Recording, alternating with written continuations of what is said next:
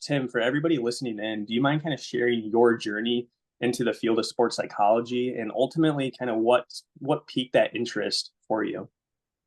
I suppose where did it start out? I was always mad into sport. I played a lot of sport growing up. I'd always have a ball at my feet, whether it's a soccer ball or a rugby ball or whatever it was. I'd always have a ball on me. So I've always been massively into sport. And I suppose it was probably around the age of 15 or 16 where I was playing rugby at the time. And I noticed one season we had multiple matches where we lost by maybe 2 or 3 points. And it was really frustrating at the time. I was just wondering what is going on here? What is going on here? And I suppose it wasn't naturally explained by maybe physical or technical pieces. And I kind of thought maybe there's mental component to it. And at the same time, I was really interested in reading about sport, reading the newspaper, and sports psychology is a term that was thrown around a lot, and it was certainly something that was growing in Ireland, and that's probably where my interest sparked in sports psychology. From there, I went into University College Cork in applied psychology, kind of thinking maybe someday I'll go down the route of sports psychology. But for now, look, I find human behavior and how people think. I just find that really interesting.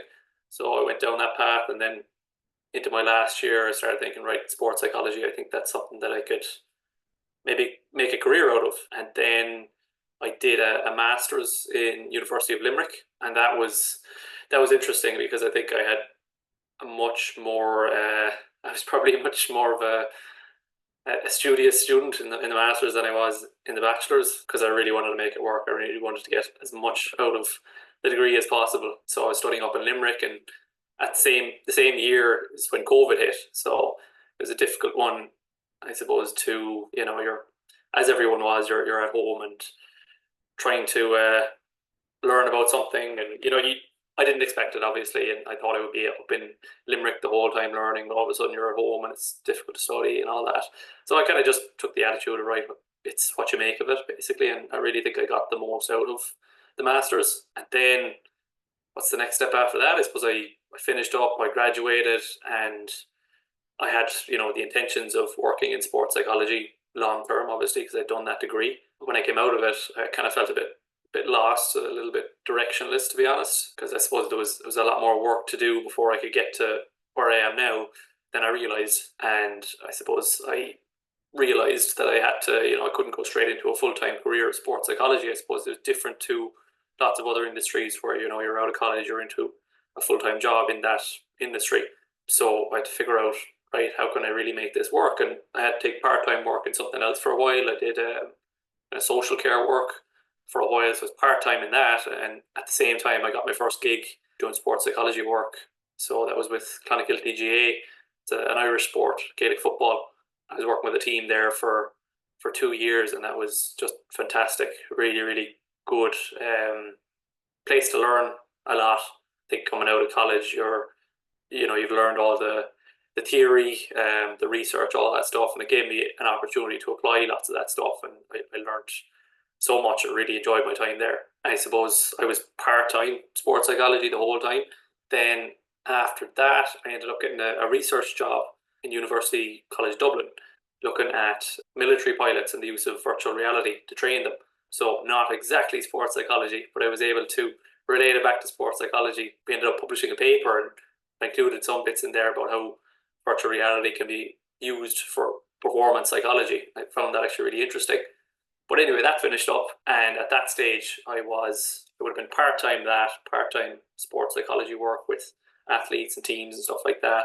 And I guess I had a decision to make, right? Do I go into a full time job in something not exactly sports psychology? Do I continue with a part time job in something that isn't purely sports psychology and part time sports psychology?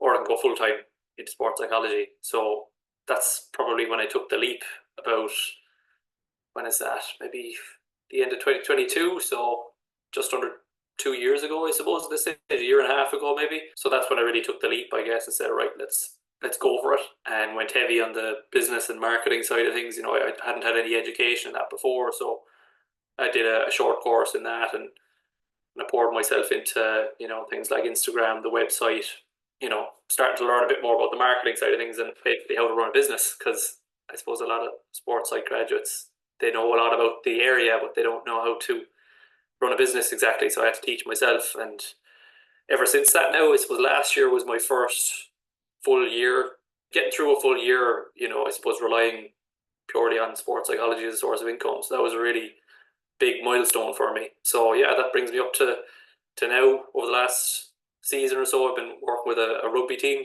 here in Cork, and recently been doing some work with a Gaelic football team as well in Limerick. So yeah, that's where I'm at now. Tim, that was a great story. I think it's actually great that you were able to take that like sort of risk to be able to start your own like brand, and you went out there and did it, and it's been successful ever since. So I commend you on that. That's something that a lot of people struggle to do, but I applaud you for doing that and the success that has followed. But to keep the conversation going, through your years of school and your years of experience being a sports psychology consultant and about everything in between, like what do you see as like common misconceptions that people have about sports psychology, and how would you address these misconceptions and or people? Yeah, I suppose maybe the first one that comes to mind is that it's a quick fix. I'm somebody who goes around giving silver bullets, something that'll instantly change your ability to deal with a high pressure situation or respond to an adversity. There are certainly things that I could say that can help with those scenarios, but really, if you're looking for sustainable behavior change, it takes time. So that's probably one of the main misconceptions. At the same time, when I'm working with people, whether it's a team or whether it's an individual athlete, they don't always want to go for kind of long term support. Of course, it's difficult. So I suppose it's from my point of view, it's about clarifying expectations. So for example, if I'm giving a talk to a team, a once off talk to a team, yes, I believe I can provide value, but I'm not going to move mountains in the space of an hour, basically. So I think a big part of that is about just clarifying expectations. Like, right, I'm here to make you a bit more aware of how your mind affects your performance, but you're probably not going to see sustainable behavior change unless you put the time in yourself, even outside the sessions as well. So yeah, that's probably one misconception, I suppose. Another one, I suppose, is that it's purely about maybe fixing what's broken. I suppose a lot of people I work with, come to me because they're low on confidence or they're low on motivation or there's a mistake coming up. They realize that they need sports psychology because it's presenting itself through some sort of error in the performance. But in reality, at least how I would see it, is that it's something that could benefit anybody, whether it's a weakness in your performance, the mental side of things, or whether it's a strength in your performance. And that's the way a lot of things are moving these days in sports psychology, is that it's not just about fixing what's broken, it's also about strengthening things that are already good. And if you like, I suppose it's a little bit like your prehabilitation that I've heard before. If you're a physio and you're working on somebody preventing injuries, because I suppose athletes are going to experience adversity, whether that's being dropped or losing or dealing with an injury, whatever it is, or retirement eventually. Like, athletes will experience adversity, so some of it's about preparing them for that so they can cope with it. So instead of things going down really low and then back up again, it doesn't dip quite as much. They can actually cope with it. That'd be another misconception. What else? I suppose maybe as well, what my role is probably some misconceptions around, I suppose I've heard phrases used before, like, I mean, how do you get inside somebody's head? Or I suppose there's certainly a stigma around having a session with a sports psychology consultant. And I think there's certainly a bit of fear around it as well. I think that's completely understandable. I think to a lot of people, the idea of sitting down one to one with somebody and you're afraid they know something about you that you don't even know about yourself, it can seem kind of daunting. So I think what I try to do is make things a bit more casual. That's my approach. I think if you sit down face to face, straight across from each other, it can be kind of daunting, I suppose. So I'd often meet up for an athlete for a cup of coffee or go for a walk, go for a stroll, to really take that stigma out of it. It's not something so intense where I'm staring at you the whole time and trying to get information out of you. It's literally just a conversation. So that's how I like to frame it. Those are probably a few of the main misconceptions that jump to mind for me anyway. Talking too about mental hurdles within athletics as well, I know that for every different athlete that's out there, there's a ton of different like a ton of different just mental challenges based on not only their experience, but what they deal with, whether it's, getting cut from a team or retiring or, basically having to face all these different adversity challenges within their sports journey and career. But for you, I mean, have there been, kind of some common mental hurdles that athletes typically face? And how would you typically help them overcome or, proactively work on those situations as they come up? You could probably divide it into two different things, really. I suppose there's the performance issues, which would be things that present themselves on the in the sporting arena, whether it's the pitch or the court or wherever it is. It could be things like low confidence, struggling to react to mistakes or things going badly, and then there's probably more, how would I put it? I suppose transition issues, maybe off the pitch stuff. So maybe an athlete progressing from youth sport into adult sport, or making the step up from amateur sport to professional. There's things like dealing with an injury. So I suppose when you first get the injury, dealing with that, and then it's an entire process. Then when you get back physically fit again, ensuring that you're mentally fit as well when you're playing. And then there are things like retirement as well, which is a very difficult transition for athletes as well. So those would probably be the main things. Look, it's probably different set of tools I'd use depending on what comes up for the athlete. So I suppose if you look at those transition issues, I suppose to give you an example of an athlete retiring, for example, I think there's some research out there that shows that there's two things, I suppose, that prepare somebody for retirement. So it's, I suppose, what makes it more or less difficult. So first of all, there's how much preparation they've done that can ease that transition, and then secondly, it's the jump from one environment to the other. So for a professional athlete, for example, they're often going from highly structured schedule where they know where to be all the time. There's a lot of structure all of a sudden into maybe they're taking some time after they retire from their sport and they feel a little bit aimless. They don't exactly have a plan in place. So managing that transition is really important. I suppose injuries is a really interesting one. That's one of the things that really interested me about sports psychology when I first got into it. Because I play sport myself. I've struggled with injuries. They're very difficult, and it's probably an inevitable part of most sports, to be honest. Some more so than others, particularly contact sports, and it can have a psychological effect. 100%. I think when someone's injured, if you look at self-determination theory, all three of their basic psychological needs are compromised. So you've got your competence, first of all, which is, feeling like you add value to something.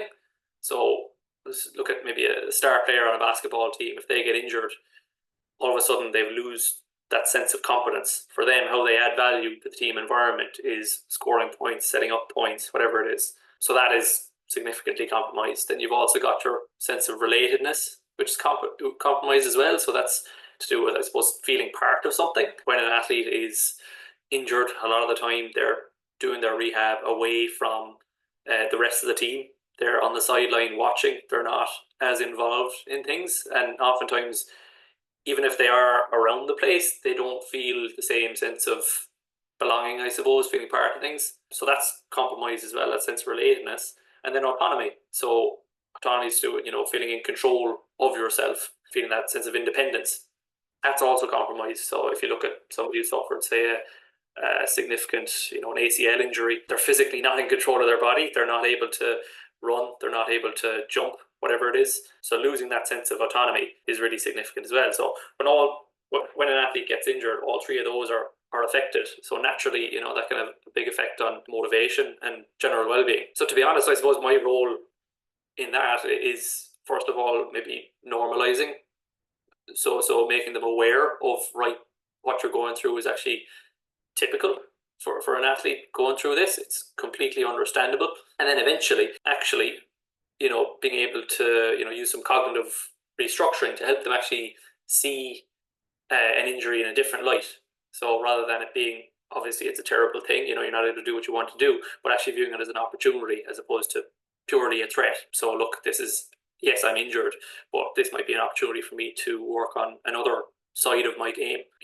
Maybe I can watch a bit more video. Maybe I could work on the mental side of things when I can't physically get out there. So yeah, those are a few examples, I suppose, of typical hurdles that I'd see athletes coming up against. Yeah, I think that's great, Tim.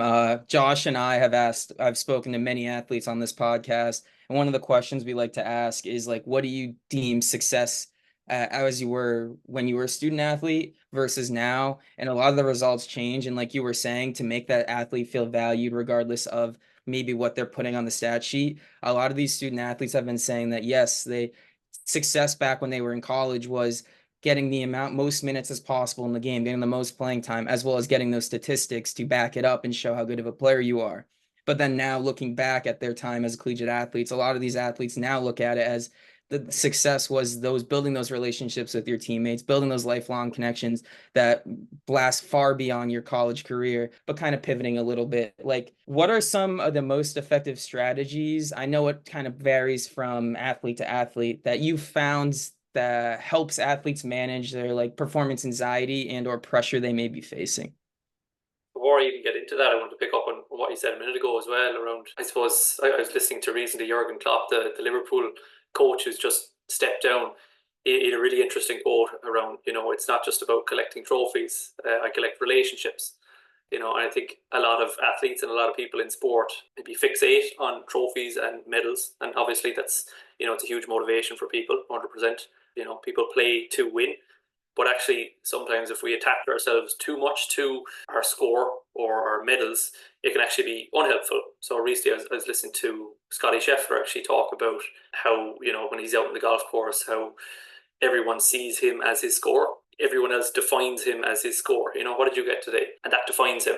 So he's got to be really careful to manage that and make sure that he doesn't define himself as his score. So if he has a good day, if he has a bad day, rather than going up and down after he's able to stay level, and actually doesn't affect his performance as much. So yeah, that's just something I wanted to pick up on. But yeah, I suppose dealing with pressure and performance anxiety, yeah, there's lots of different tools we can use. I think probably the first thing I would point is mental skills training. So there's definitely different mental skills that I can teach athletes to deal with pressure. But I think, yeah, even before that, I think a lot of it is about understanding what is actually happening when you're in a pressure situation. And the way I usually use to understand these pressure situations is this idea of challenge and threat. So when an athlete is faced with a situation that they're expected to perform at, maybe that's, a soccer player taking a penalty, for example, what they'll subconsciously do is they'll weigh up, right, what are the demands of this situation? And then they'll look at themselves, right, what resources do I have? Do I have enough resources to succeed at this task or not? And when they ask themselves that question, they can kind of go one of two ways, basically. The first is what we call a threat state. So if the answer is no, I don't believe I have enough resources here to succeed at this task, they'll go into what's called a threat state. And this is about maybe wanting to avoid the situation, not wanting to walk towards it. We don't kind of have that hunger of, right, bring it on. It's more, I suppose, fear-based. And you'll often see this even in professional sport where players are maybe kind of avoidant or hesitant on the pitch. They might be going for things as much as they usually would. And that's what we call a threat state. And even at a biological level, so cortisol is released, a stress hormone that constricts the blood flow around the body, which means we're playing with tension. You look at something like golf, that if you're playing with too much tension, it's physically going to affect your swing. So it can have a physical effect as well. So that's the threat state, and that there's a lot of research linking that to performance, even in terms of our concentration. Alternatively, we can go down a route that we call the challenge state, which is, yes, you're recognizing the difficulty of the situation, but instead of saying, I don't want to be here, you're saying, bring it on, basically. And that's much more about wanting to walk towards the situation as opposed to avoid it. And even, again, at a biological level, the adrenaline is released, and that widens the blood vessels, allows more blood flow, more oxygen to get to the muscles. We feel looser, and we want to take on things more. So I think that's probably the first piece worth understanding when it comes to pressure and performance anxiety, is that our interpretation of the situation is vital. So oftentimes when we look at a player who's maybe struggling to deal with pressure, they're probably interpreting it in the wrong way. Whereas somebody who thrives under pressure, to give you an example of a team, would probably be the All Blacks in rugby, New Zealand rugby team. Typically they've thrived under pressure over the last 15, 20 years. They put a lot of work into it. They're probably ahead of the game in terms of rugby. terms of their mental performance before, but they always view that pressure as a privilege. That's something they'd say a lot. Pressure is a privilege. Pressure is a privilege. So that's a big part of whether or not you're going to deal well with pressure. And then we'd use, or I'd use anyway, at least with my clients, specific tools to allow them to view pressure in that way in the moment. So you've got probably your self-talk is a big one. So I always want to make sure any athlete I'm working with is aware of the messages that they're feeding themselves, basically. And you'll often find that you might say stuff to yourself that you wouldn't say to a teammate, for example. And I think it's really important to be aware of what we're saying to ourselves. And we can even feed ourselves helpful messages in those moments. Something as simple as, right, this is a challenge, when we catch ourselves going into a threat state. So that's something very useful. Visualization is another tool that I would use a lot. Really, really handy tool. I think it's used a lot in skill acquisition, but it's also really useful for helping athletes to deal with pressure situations. If we can clearly imagine ourselves in a pressure situation, create an image in our mind, and act how we want to act as if we were actually in that situation, and we do that over and over and over again, you're basically getting mental reps. So by the time you get into that pressure situation, you've rehearsed in your mind, you know how you want to deal with it, rather than leaving it to chance, which a lot of athletes do. Those pressure situations, they leave to chance. So those would probably be some of the main things. I mean, first it's about recognizing, the idea of the challenge and threat state. And then there are skills that you can use to help you get into that state, your self-talk, your visualization. I could go on. There's lots more things I could talk about. The idea of mindfulness, breathing, relaxation strategies, and even at a deeper level, if that mental skill stuff, it's probably kind of surface level stuff. But even at a deeper level, what I use is rational emotive behavioral therapy, which targets how we view things and our beliefs about things. And what I often find is with the people I work with, at first they've got quite irrational beliefs towards pressure. So they might be catastrophizing the outcome, in terms of, if I fail here, it is the worst thing in the world. So in their mind, they're building it up. They might be, I suppose, defining themselves purely by their performance or whether or not they score a penalty or miss a penalty. And those beliefs can be very harmful for our performance because they heap more pressure on ourselves, pressure that we don't need. Externally, we've already got enough pressure. Yeah, listen, I could talk about pressure all day. It's very interesting. And there's lots of techniques that we can use to deal with performance anxiety and pressure situations.